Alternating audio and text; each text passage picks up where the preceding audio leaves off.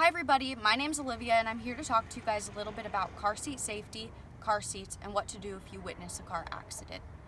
As we know, cars are incredibly dangerous, but not everybody has small children in their lives. Those with small children, definitely important to know everything that there is about car seat safety. And those without small children, it's still very important to know what to do in the event of a car accident. My video will cover how to properly make sure that a forward-facing or rear-facing 5-point harness car seat is installed properly, as well as to make sure that your child is put into the 5-point harness correctly. And I will also cover all of the information regarding what to do if you witness a car accident. So with all of that being said, let's jump right into making sure that a car seat is installed properly. Due to the nature of the video, I will not be installing the car seat for you guys, but I will show how to make sure that it is installed and tightened properly. The way to make sure that it is installed properly is to first make sure that the seat belts are locked. These seat belts are locked. This is not going to loosen or go anywhere in the event of a car accident. Next thing that we need to make sure is that it is tight enough to the seat. So how you do that is you check at the belt path with your non-dominant arm. So with the pressure of a handshake, you push and pull to make sure that it has not succeeded 1 inch of movement. This car seat is not even moving more than a centimeter, so it is tight enough.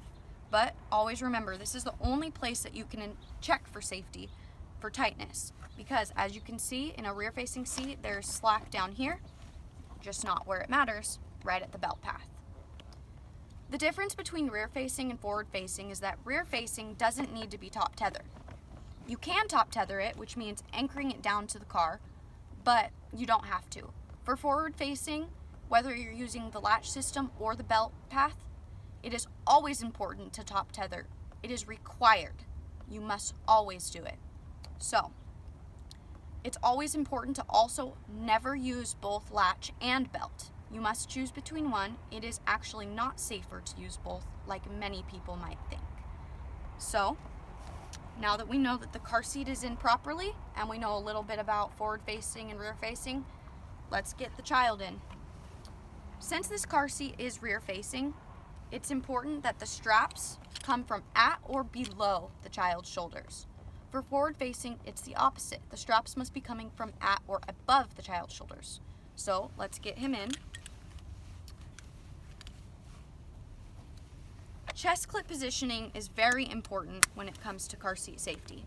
The chest clip keeps the straps in position in the event of a car accident. The chest clip is a hard piece of plastic that can cause a lot of damage if it's improperly used. The proper positioning for it is for it to be at armpit level. The top of it must be at armpit level, so the middle of it is about nipple level depending on your child. If it's any lower, it will cause internal organ damage, internal bleeding, or many other issues. If it's too high, it can cause asphyxiation, hurt the neck, and hurt the upper chest. It's important that it's always used properly. And in proper use, in the event of a car accident, there will be incredible bruising here, but that's better than any other damage if it's used improperly. So, let's tighten up this strap here. So now that he's buckled in and tightened, we're going to do the pinch test. The pinch test is the test that you do to make sure that the car seat straps themselves, the harness straps, are tight enough on the child. So you want to tighten it, make sure that tighten around the hips, and then tighten it up. And the way to check for tightness is you do the pinch test. So pinch at the collarbone, and as you can see, this still has some slack. Unfortunately, our little fluffy friend here makes it hard to get it tight since he is compactable. So let's try to see. Let's get it a little tighter. Alright. And now, you should not be able to pinch at all. And he needs to be lifted up a little bit because he does not fit this car seat properly, but let's pretend he does. And the straps need to be coming from at or below. So these are now coming from below. And we'll do the pinch test one more time at the collarbone. And as you can see, we're not able to pinch any slack. Nothing is being pinched. So that means that he is in correctly.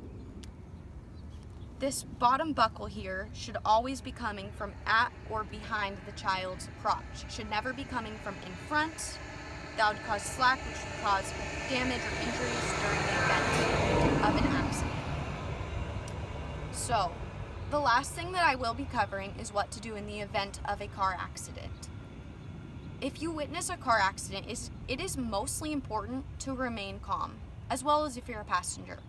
The first thing that you're going to want to do, always, is assess the situation. Make sure that the car is not on fire or the car is not in any imminent danger. It's very important to make sure that all passengers are safe.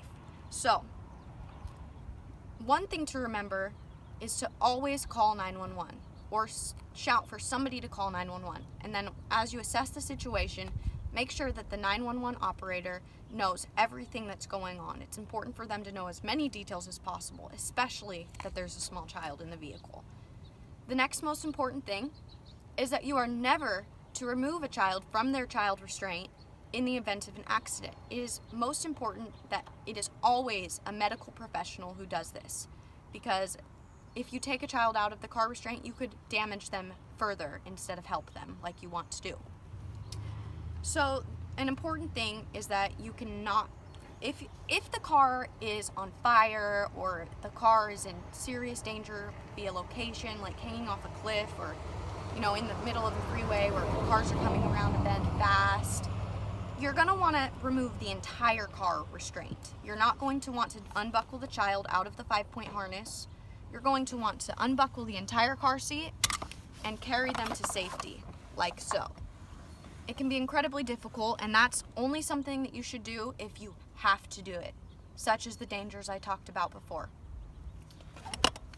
Medical professionals will make sure that they put a neck brace on the children before removing them, and they will make sure of any other things that medical professionals need to make sure of. So I hope you guys enjoyed my video on car seat safety. I hope you learned a lot about how to install a car seat and make sure it's not being improperly used. I hope that you learned where to do the pinch test and the amount of slack that is okay and not okay, where to position the chest clip so that the child doesn't asphyxiate or get internal damage, and also how to position the straps from lower to higher for rear facing and forward facing. I also hope that many people that don't have small children could learn what not to do in a car accident, such as take the child out of a car seat. It's probably hard to listen to a child cry and think, oh, I could just get them out, but it's incredibly important that a medical professional will assess them first. Car seat safety is a really important thing, and if more people become educated about it, less children will die. And nobody is going to say no to that. That's an amazing thing that could happen. So let's bring the statistics down on child and infant deaths in cars as well as injuries. Thanks, everybody. Have a great day.